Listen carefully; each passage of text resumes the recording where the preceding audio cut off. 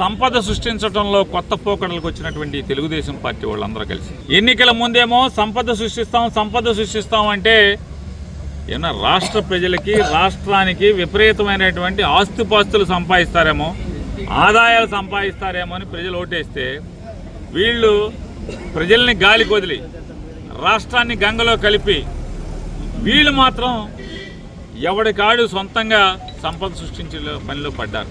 ఎంత బరితెగించారంటే సొంతంగా బ్రాందీ సారాన్ని తయారు చేసేటువంటి కార్యక్రమాల్లోకి సొంతంగా ఫ్యాక్టరీలు పెడతాం, ఆ ఫ్యాక్టరీల నుంచి ఫ్రాంచైజీలు ఎమ్మెల్యేల వారీగా ఫ్రాంచైజీలు ఇవ్వటం, వాళ్ళకి సరుకు సప్లై చేయటం, లేదా కలిపినటువంటి బ్రాందీ సారాన్ని క్యాన్లలో పోసి పంపించి మీరు బాటిలింగ్ చేసుకోండి అని చెప్పటం.